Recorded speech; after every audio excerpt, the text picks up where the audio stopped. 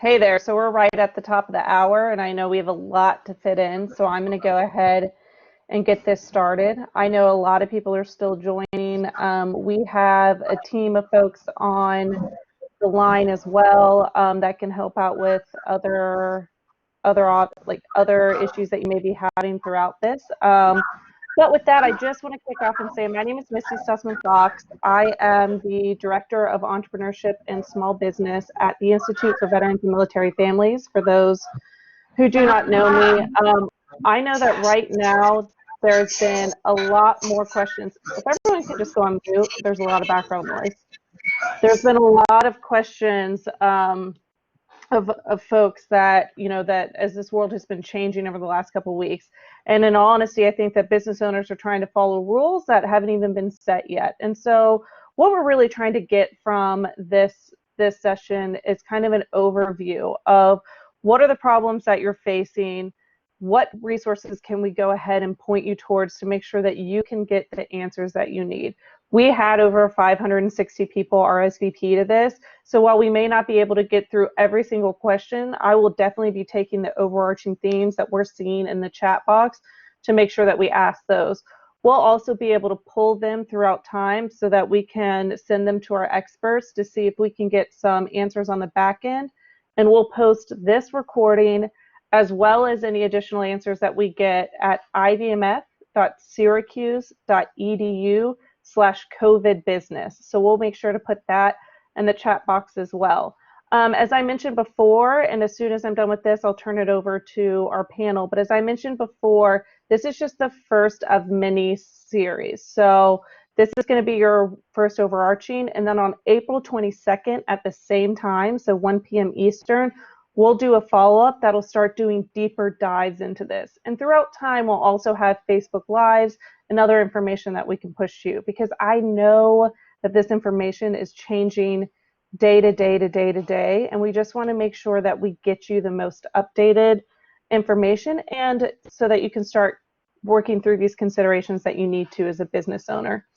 So with that, today I'm joined by an amazing panel of experts that can help start walking through this. We have Larry Stubblefield, who's the Associate Administrator from the Office of Veteran Business Development at the SBA, a very, very good friend of the IVMF, and we've worked with SBA for years to develop programs and solutions for veteran business owners. So we appreciate him joining. We also have Kenneth Dodds, who's a government contracting industry expert at Live Oak Bank.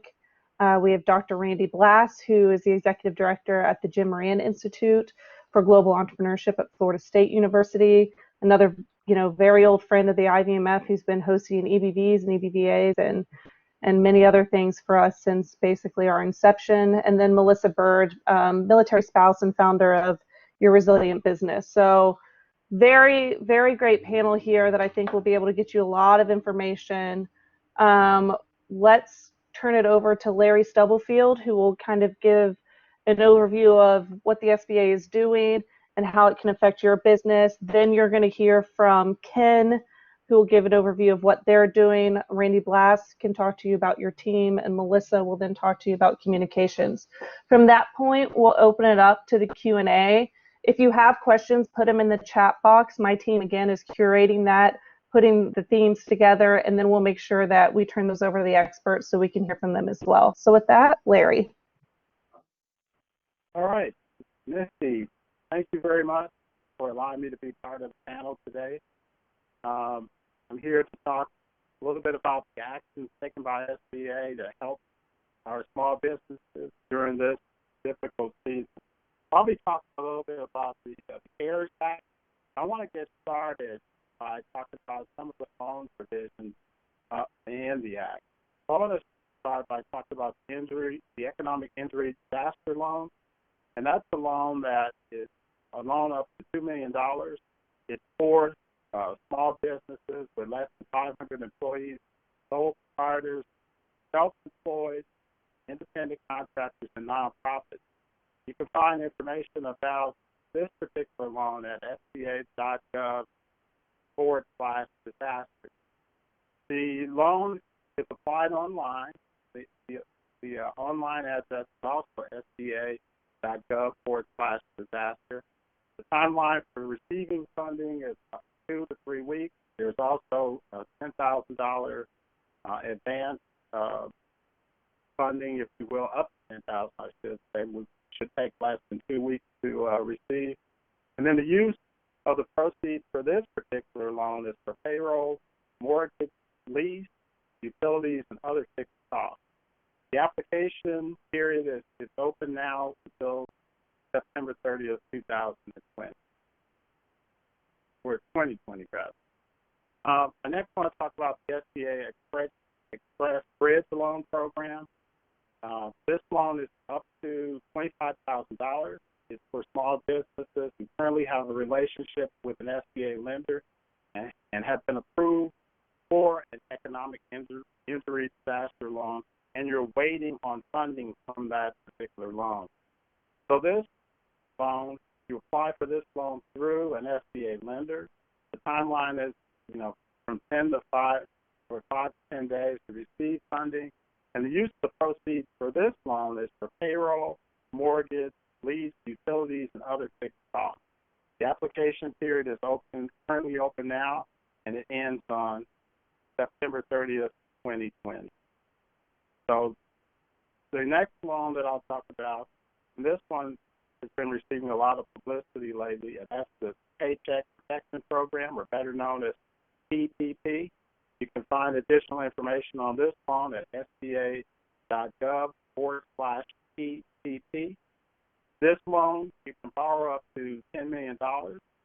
It's for small businesses with less than 500 employees, sole proprietors, self-employed, independent contractors, and nonprofits. So the application is done through SBA-approved lenders, and most of those lenders have an online portal. Timeline for receiving funds should be from 5 to 10 business days after the application is processed by the SBA lender.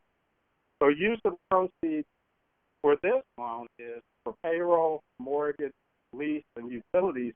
And the beauty of the PPP is there's a loan forgiveness provision in this loan.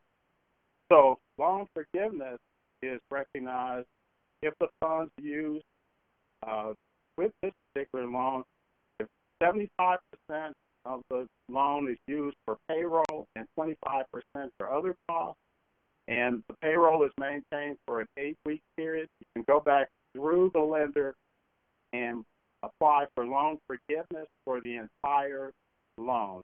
So the application period for the PPP is it started last Friday, April 3rd, to June 30th, 2020. And this is for small businesses, nonprofits, and sole proprietors. And then starting this Friday, April 10th through the 30th of June, 2020 again, is for independent contractors and self-employed. So the PPP has a loan forgiveness provision, and it's a very popular loan right at the moment. So I want to switch gears here a little bit and talk about SBA debt relief.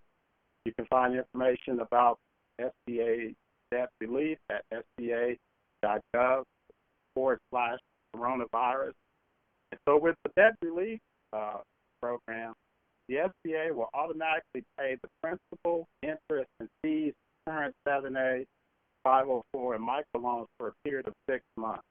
And if you have an SBA disaster loan that was in regular servicing status on March 1st, 2020, the SBA is providing automatic deferments through December 31st of this year. But keep in mind, disaster loans will continue to accrue interest during the deferment period. So we know we're going to get through this difficult season that we're in. I just want to switch gears for briefly just to talk about going forward in terms of long-term guidance. So I would imagine that a number of you are looking, after we get past this period, you may want to adjust your business model, your marketing strategy, look at your customer base, your revenue drivers, social media presence, accounting practices, vendor relationships, and things of that nature. I would encourage you to reach out to our 68 district offices or our series of resource partners that are affiliated with the SBA. And when I talk about resource partners, I mean our veteran business outreach centers. We have 22 veteran business outreach centers located around the country. They cover all 50 states and territories. Our small business development centers, our women business centers, and our SCORE chapters. So our SBA resource partners, they provide one-on-one assistance at no cost to you.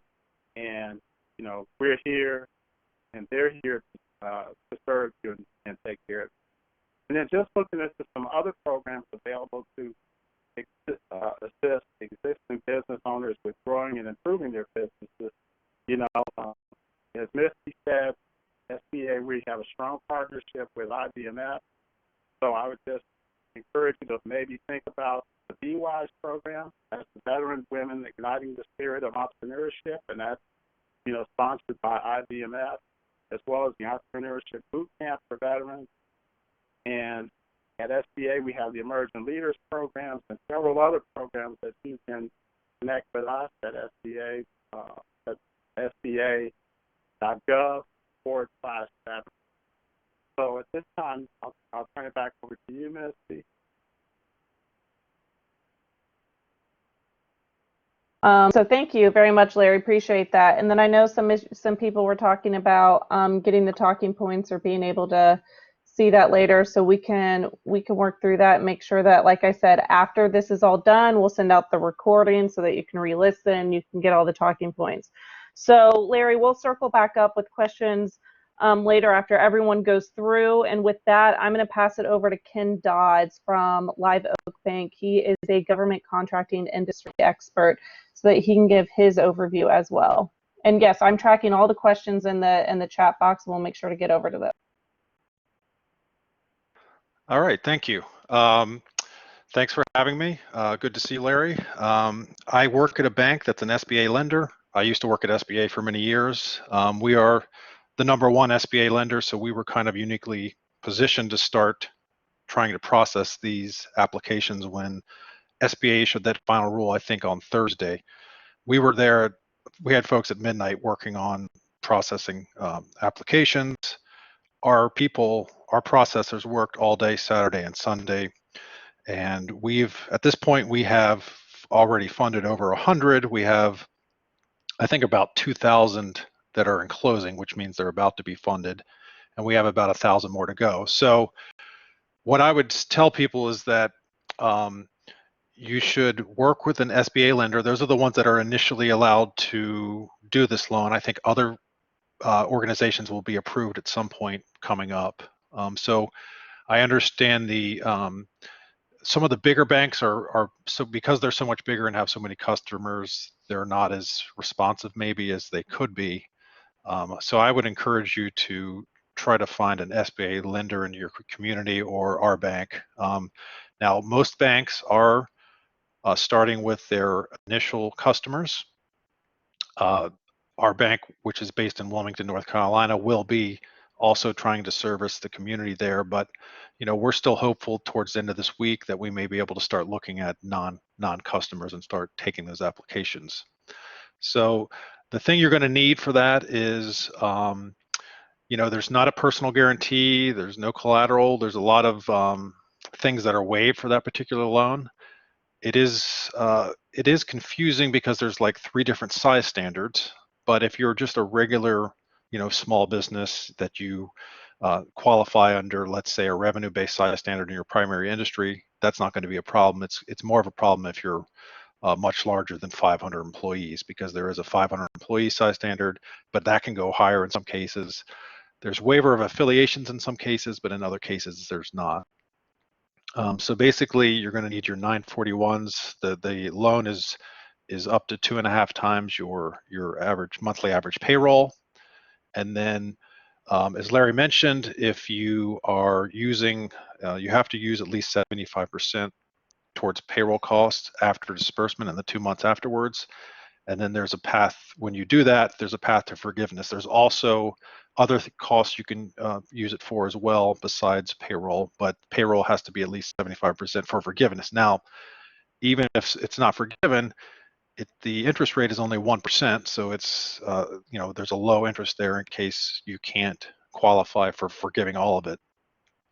There's also a cap on the salary of your employees. So anyone earning over $100,000 a year, that gets discounted. So they only count up to $100,000 in terms of your payroll costs and your forgiveness. I think one of the questions we've been giving is how are 1099s treated? And I think SBA has put out a rule saying that a 1099 is not an employee, they're not a W-2 employee, so they don't count for this in terms of businesses applying for payroll, calculating their payroll, or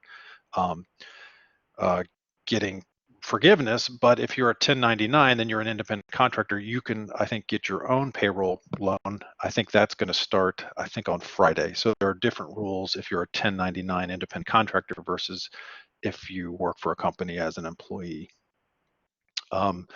As Larry mentioned, there are other SBA products right now that were helped by the CARE Act. The 7A loan, they're paying principal and interest for 6 months. SBA is. So that's a loan that you can use up to $5 million. And it, that's a 10-year term, I believe, and there's no prepayment penalty on that. Also, the Express, the line of credit that used to be capped at $350 is now up to $1 million. So that's another avenue for people that are in business and need that kind of help.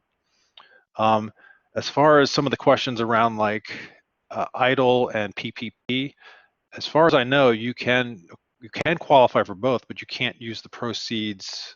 You can only use the proceeds in one context for payroll, for example. So if you get a Payroll Protection Act, you have to use that for payroll. If you get EIDL, you have to use that for something else, I believe, the way the rules are written right now.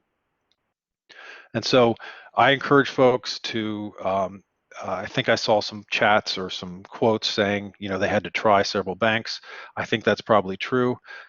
Certainly, we're going to be here to try to help people once we get through our current customers, and I think a lot of banks are in that same spot. So I would encourage you to look for your, sign up with our website or look through your community and find an SBA lender there in your community. And with that, I think I'll turn it back over.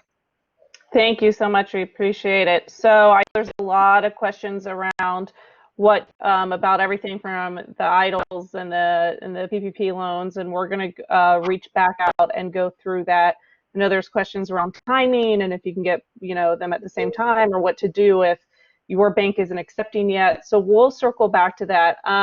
Another important thing during this time, obviously, is your team and what you can be doing to protect those that work for you, but also make sure that your business is ready to continue to do business both during COVID and after COVID. And so with that, I want to turn it over to Dr. Randy Blass to kind of talk through some of those considerations that you need to be thinking about for your business.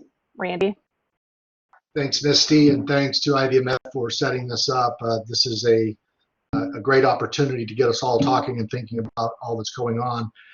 I only have a couple of minutes, and so what I want to do is just give you some things to think about while you're working out all these other issues. And so sometimes just having a well thought out plan and just thinking through the steps can relieve a lot of anxiety and give you some great decision criteria for when the time comes to make a core business decision. So we're essentially recognizing that people are kind of the spinal cord of your business, and as business owners, you really understand that if you sever that spinal cord, that everything comes to a stop, and then starting back up again is going to be particularly challenging. So the challenge, what we're advising our businesses in the state of Florida, the small business owners, essentially, is to start out by mapping your organizational structure. You need to know the structure, and if you've been putting it together as growth has been happening, you may not be fully aware of exactly what your organization looks like, especially depending on your size.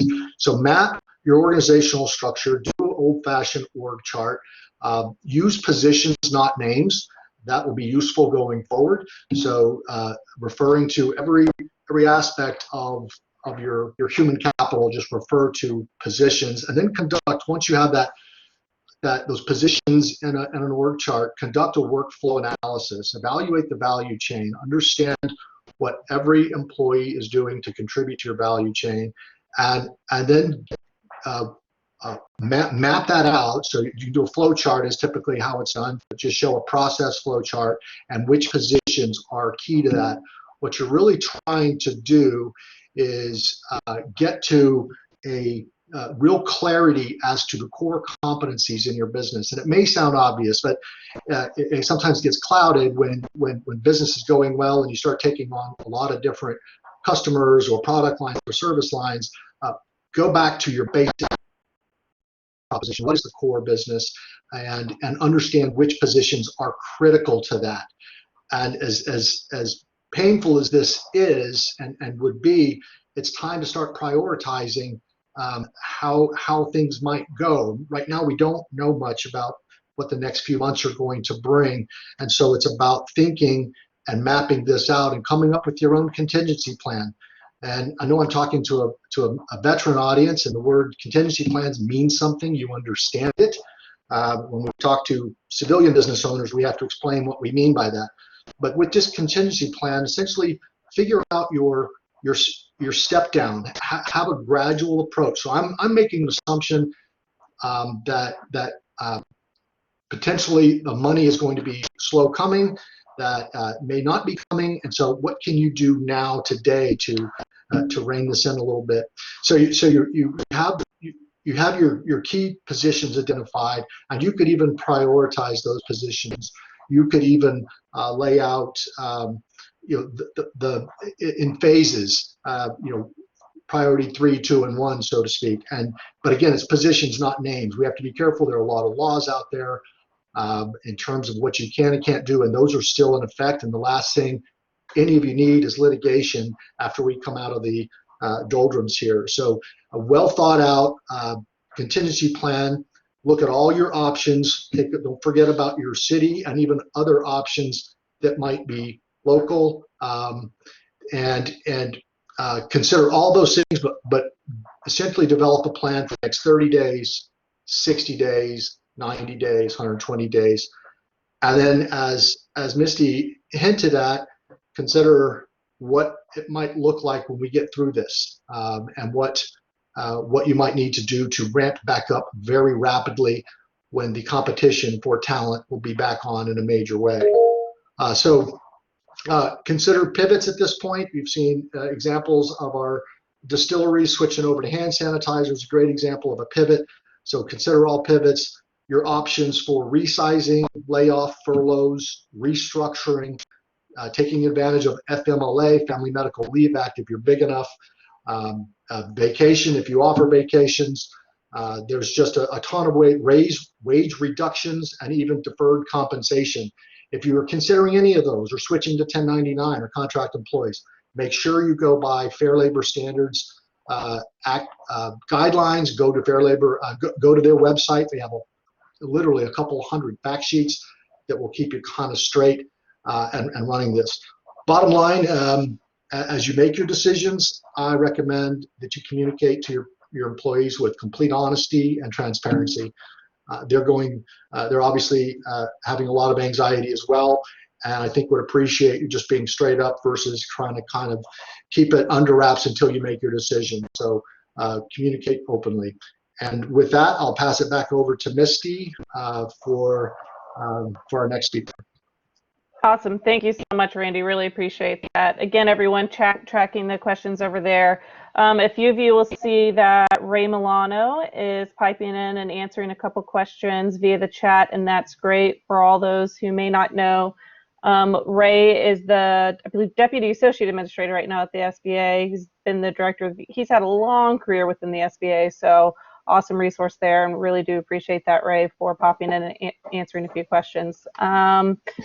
Melissa, we'll have you up next. Melissa is a military spouse. She's the founder of Your Resilient Business. She's also been a friend and a partner of the IVMF now for many years, since even before I started. So with that, I want to pass it over to Melissa.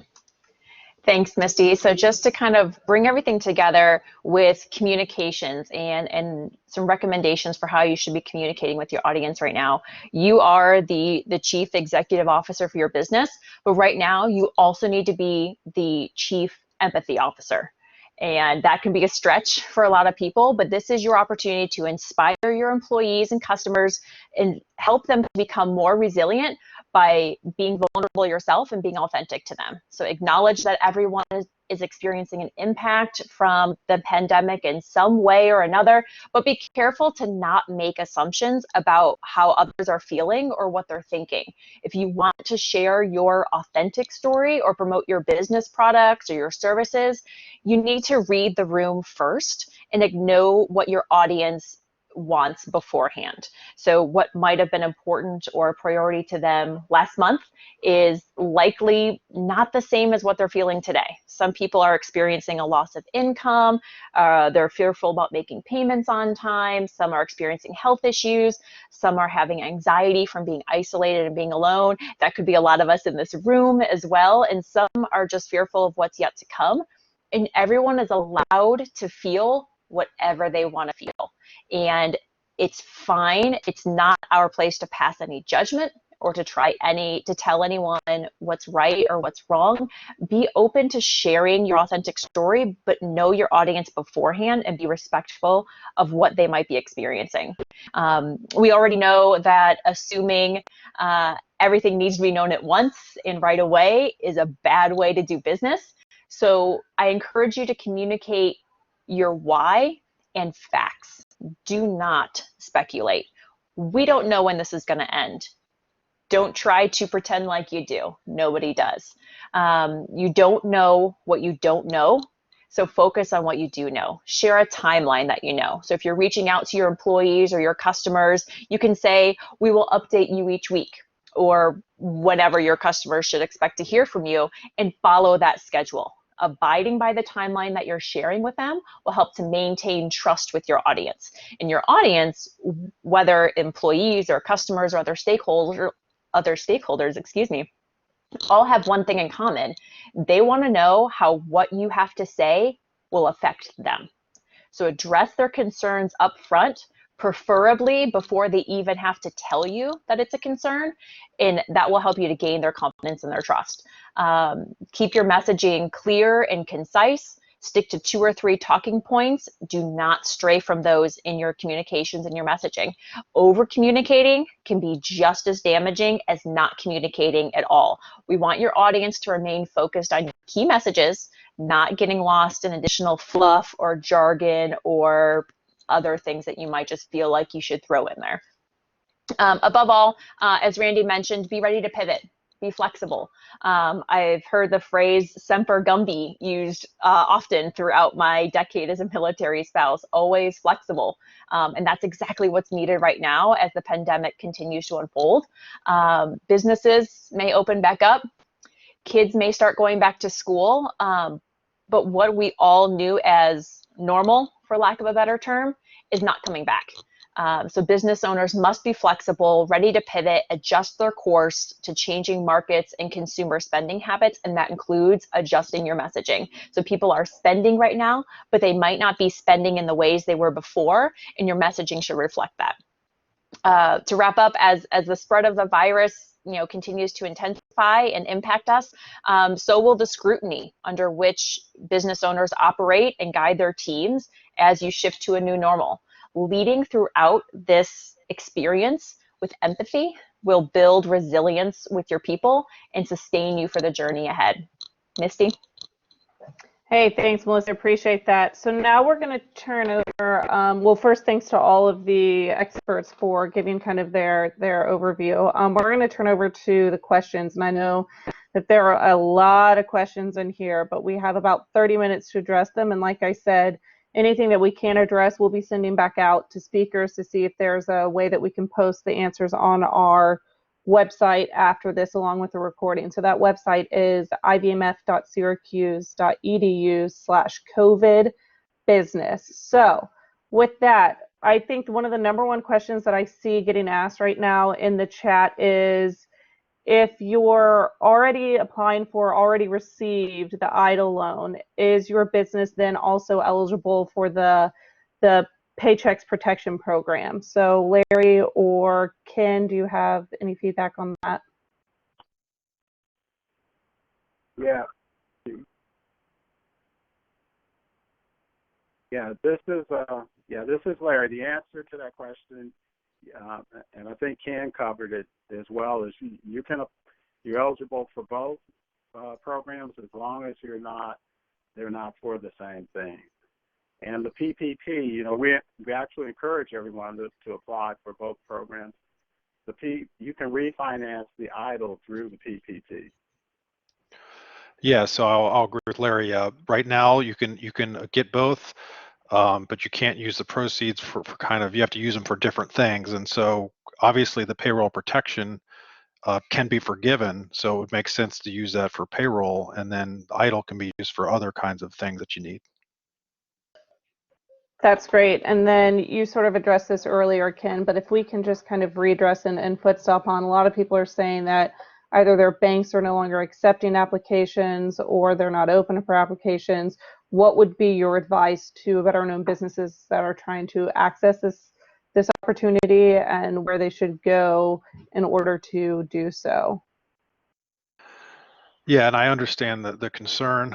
I know it's been crazy. It's hard to believe it's only been kind of a week since this all started, but I'm talking about the Relief Act. Most banks like ours did deal with their current customers first to make sure that they're covered. We are kind of almost done with our current customers, and we'll be moving on to new customers towards the end of this week. But if your bank says they're not taking any more, there are, I think, over 2,000 SBA lenders around the country, and they're the ones that were authorized to start this program immediately. So I would keep contacting them until you find one that's open and can help you, and then hopefully the banks are going to communicate to you what they're doing. Are they going to take new customers or not? And then you can, once you get one started, then that'll be good for you. The other thing is that there was a concern about the money running out. I think the president and people on the Hill talked about yesterday adding 200 some billion to the program. So there is that part of it still, I hope, will be added to, and so there won't be any, hopefully they won't run out of money for this program. I think as of yesterday, there was about 70 billion of 349 billion authorized. I'm sure it's gone up today. They're doing 20, 30 billion a day in terms of authorizations, but I think both sides of the aisle are aware of the importance of this, and hopefully, that 200 plus billion will be added, and then if there's any more needed, that'll be handled as well.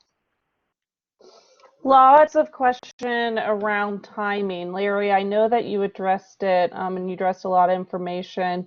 Can you kind of go back through and hit those points on timing real quick? I know that there's questions on, you said 2 weeks, and I know there was other information about, is it faster than that? Can you just kind of go back through and address timing? Sure. I want to, before I do so, I wanted to tag on to Ken's answer. And Ken mentioned that, normally SBA, we operate with about 2,000 lenders. We're in the process right now. Every day we're bringing on additional lenders. We've created a portal where lenders, folks who want to be a part of the process can go in and become an SBA lender. So I would say to the audience, go on the SBA website. You have there's a link, if you will, that will allow you to look for lenders. It'll ask you for your zip code. Put your zip code in. It'll tell you all the SBA lenders in your particular area to go to. So going back to the question about timing, I'll start with economic injury disaster loan. The timeline for that loan after you've gone through the process, if you will, is about 2 to 3 weeks is what we're looking at. And then the advance, it's up to $10,000 for an advance on that one. I noticed in the chat room, someone's talking about there's a question about the 10,000. They're hearing that it may be limited to 1,000. I think this goes back to something you said early on, Misty, about we're building this program. I mean, things are changing as we speak. So we're still looking at the 10K, but it is up to 10K, and it'll be part of the process, going through the process, if you will, to determine how much. So for the SBA Express Bridge Loan Program, the timeline again is 5 to 10 business days. And again, you're working with your SBA lender. And then for the PPP, the Paycheck Protection Program, the timeline again is 5 to 10 business days after the application is processed by the lender. Great. Thank you. A lot of questions on use. So I don't know, Larry, you just said it. We're kind of building the car, we're driving the car, we're building the car, we're driving the car right now. We're very used to it. I don't know if you or Ken even have answers exactly to this, but a use around, does 75% of it have to go to payroll for it to be forgiven? If, there's a lot of questions around, it says you can't have a reduced staff during that time. What's the timing for that? Does that mean as soon as you take out the loan, you can't be reduced?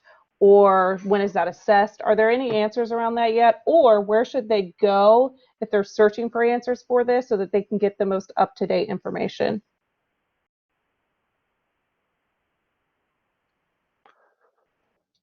Well, one thing I'll add, this is Ken, is that there is some guidance out there. The SBA put out a 30-page rule, which is short for SBA's rulemaking process.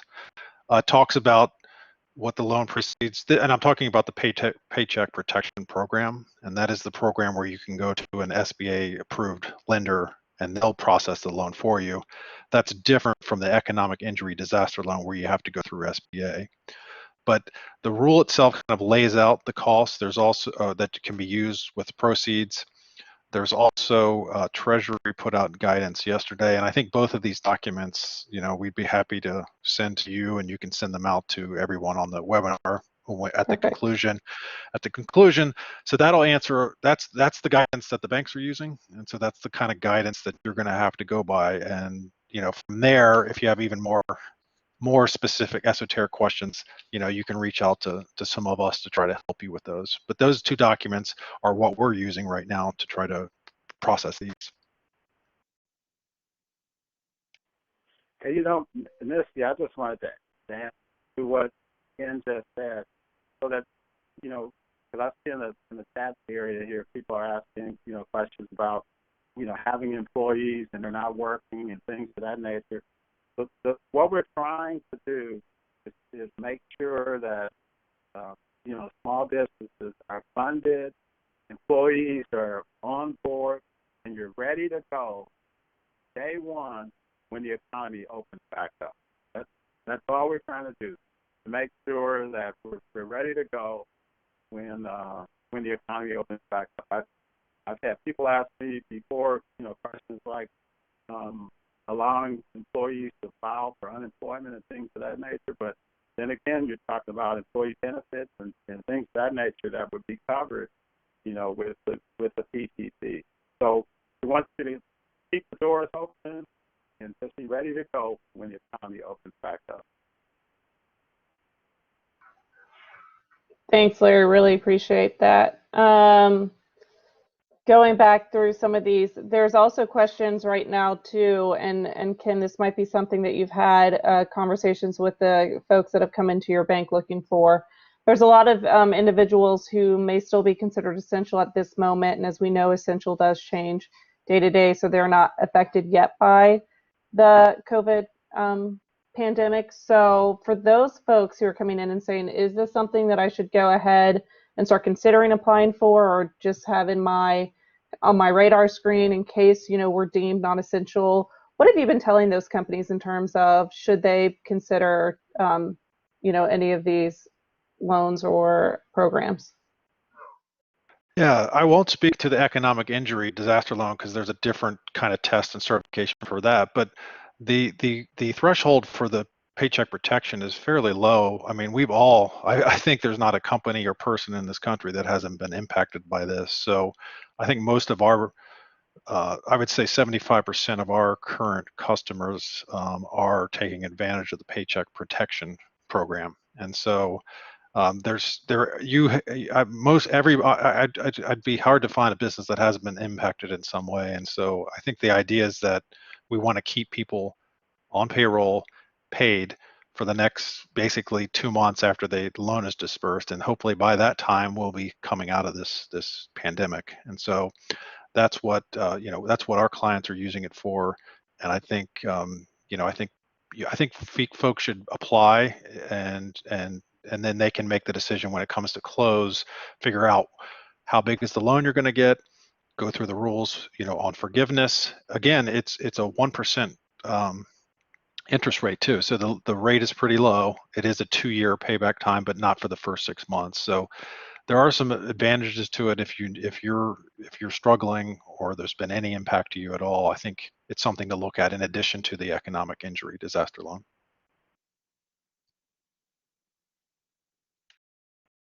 Specifically, while I have you on here, there was a question for you about independent contractors and the EIDL loan. So have any of your customers been independent contractors searching for those?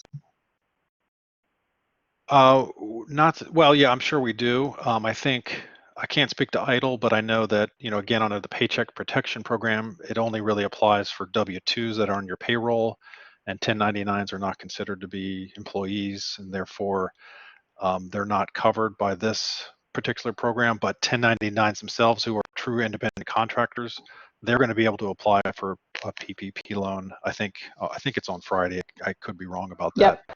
Yep. That's how that's going. When it comes to EIDL, I don't know, but I can tell you historically, SBA has treated W-2s and 1099s differently. So for example, in government contracting, you have limitations on subcontracting. You're supposed to perform with your employees.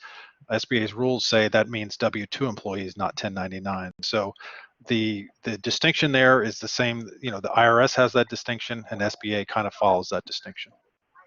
Thank you very much. Larry, so we've spent a lot of time talking about the loans, and we're definitely going to circle back to a few more of those questions as I pull it out of the chat. But let's talk about all the other programs or resources that are available to small business owners during this time. So having money in place is only as good as your plan to spend it, and making sure that you have the resources and the guidance that you need as a business to kind of navigate everything else. And we know that money is not the only answer. It's definitely one of the answers. What other resources or programs would you point them to, and where can they, during this time, where everyone's lacking, I guess, a way to connect in person, how can they connect to some of the resource partners that the SBA has? Okay. I'll just go back to what I said earlier, just kind of reemphasize it a little bit. But we have at SBA, we have 68 district offices. So district offices are in every state, and the district offices are at the tip of the spear, if you will, in terms of providing training, counseling, economic development, lending. Every district office has a lending relations specialist that can help with the loan application process and so forth. So the 68 district offices are at the tip of the spear. And then our resource partners, I start off with our veteran business outreach centers. Again, we're in the COVID environment, but veteran business outreach centers are up and running virtually. They're doing webinars, they're doing training, they're doing counseling sessions and things of that nature, as well as our small business development centers and our women business centers. And I will say that under the CARE Act, the small business development centers and the women business centers have got additional funding to be able to do, online counseling and training and things of that nature to help, clients who come in and so forth. And then under mentorship, that's where our SCORE chapters come into play. And these are, retired executives who are, on on the roll, if you will, provide the mentoring, share their experiences, and help with the business clients as well.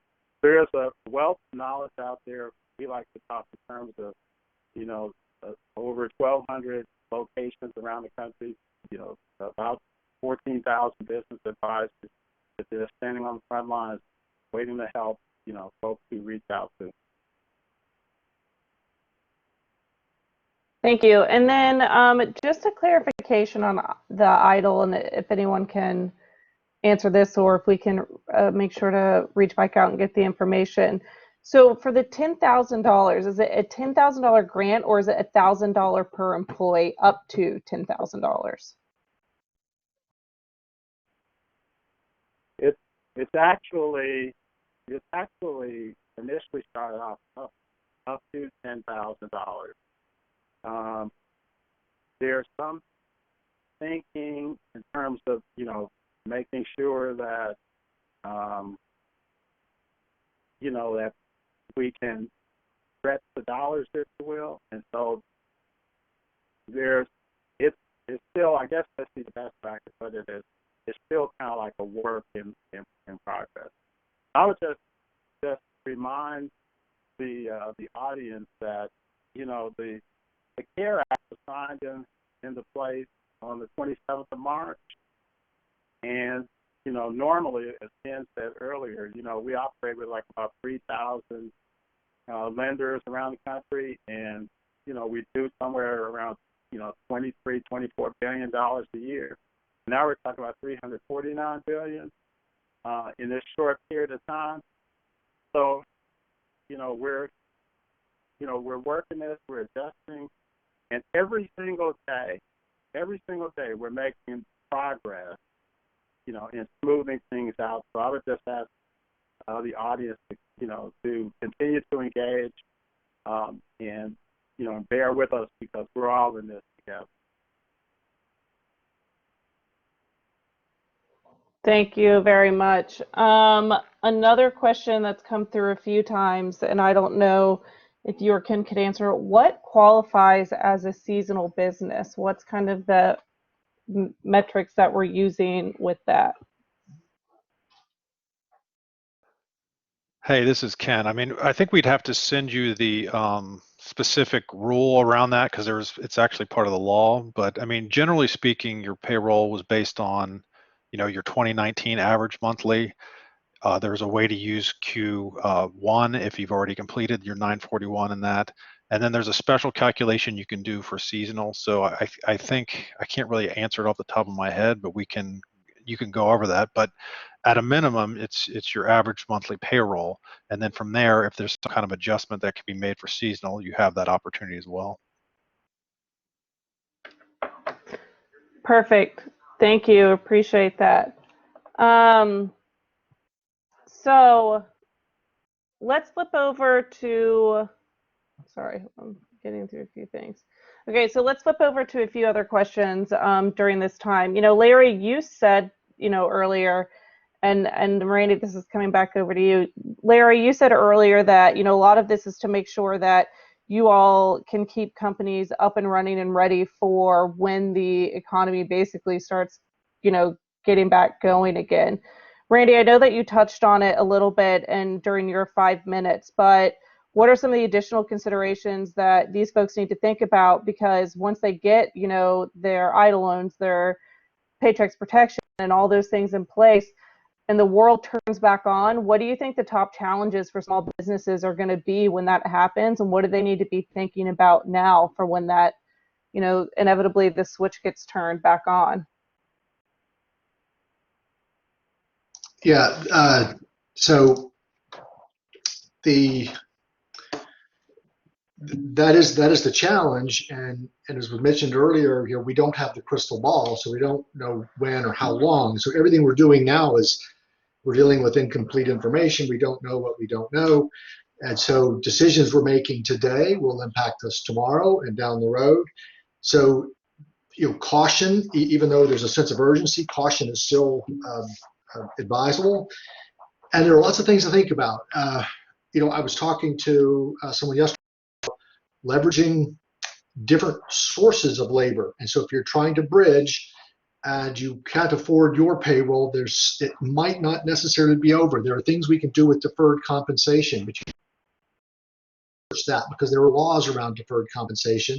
This would go to Fair Labor Standards Act or Department of Labor, but deferred compensation could allow you to pay someone minimum wage now, potentially, and then a promise of a bonus, say sometime in the fall, if certain conditions are met. And so you could specify that. So you can find some ways to shrink your payroll just to survive, in addition to pivots and everything else.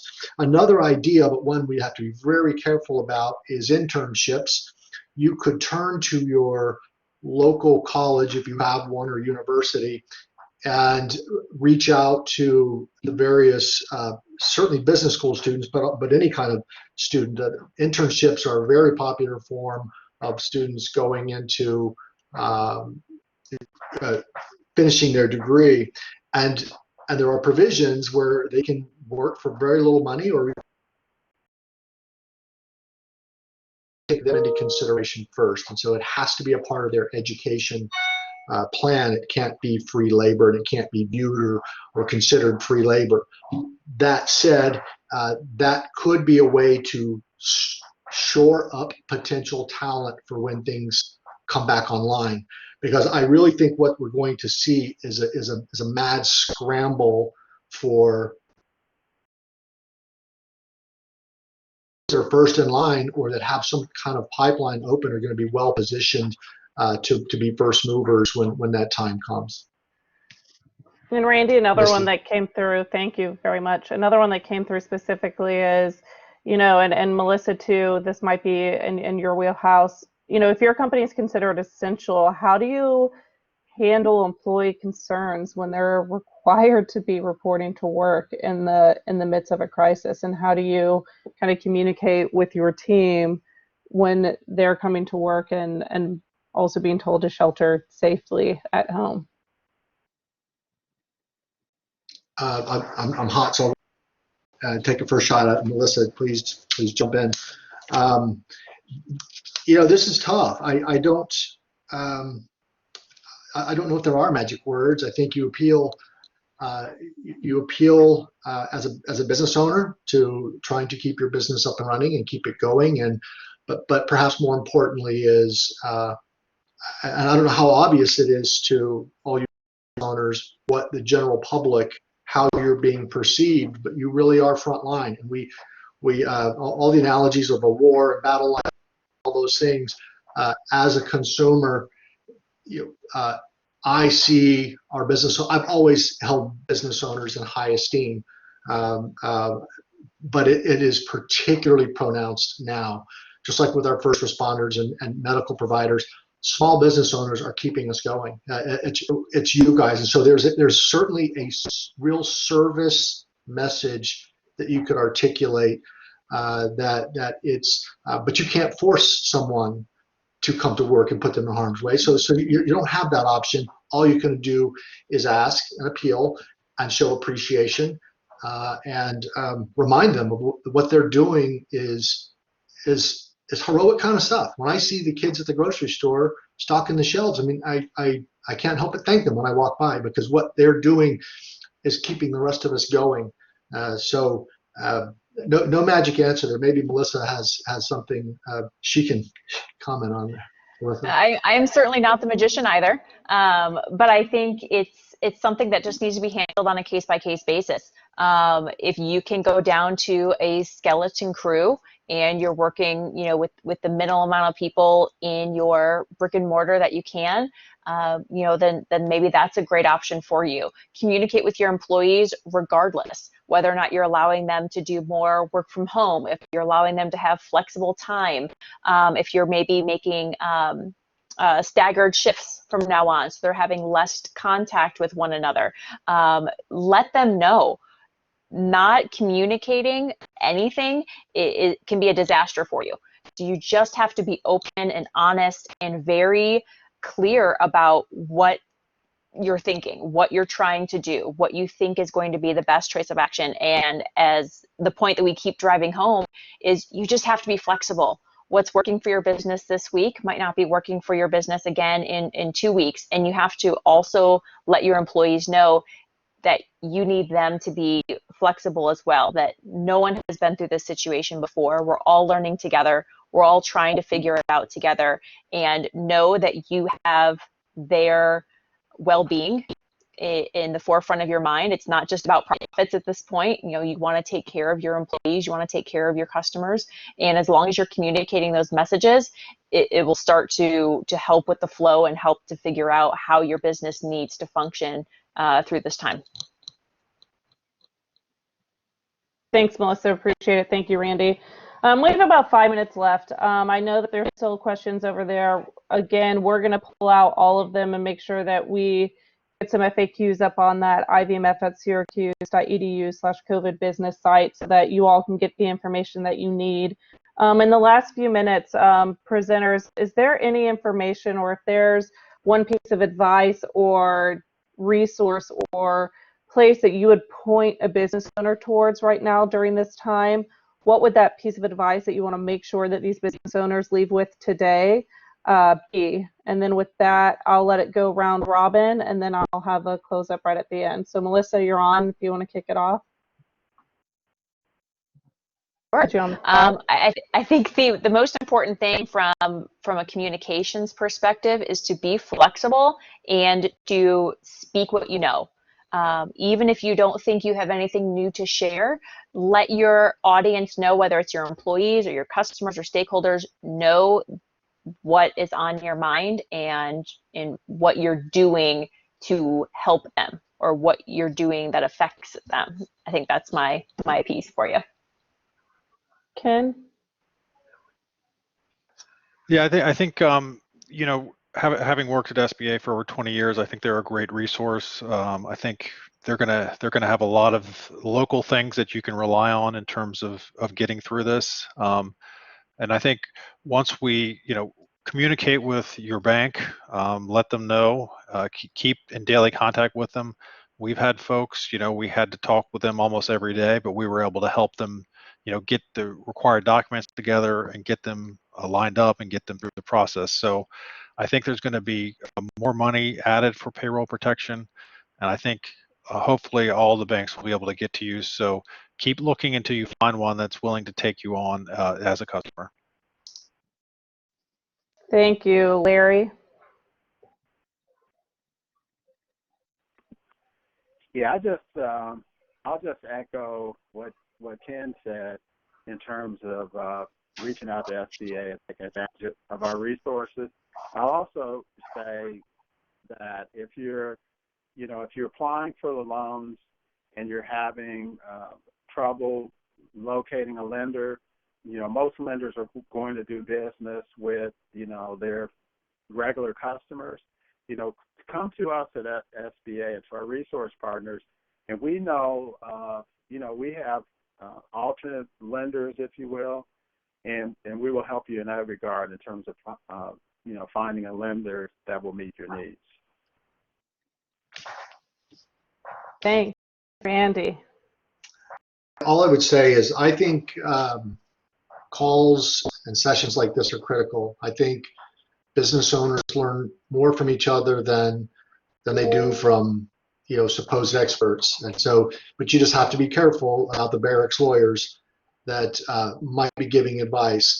I would avoid taking advice and instead look for proven method.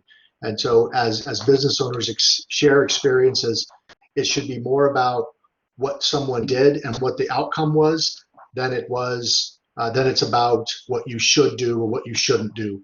So you're not necessarily looking for advice, you're looking for sage experience. But calls like this are a great place to get it started, to make those contacts. I'm sure you have some locally with your chambers and other organizations. Talk to other business owners, even business owners in the same industry are going to be happy to help because they don't want to see even their competitors go down because it's a canary in a coal mine. So talk to other business owners. They're the best source of expertise, and that's That's where invention is going to come from. You business owners are going to really invent the solution quicker than government will, or than that experts will. You're at the front line.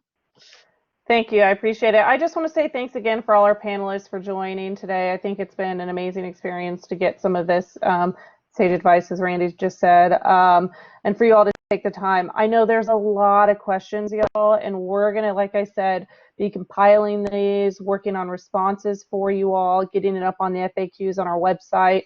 As I mentioned earlier, we have our next webinar April 22nd at 1 p.m. Eastern.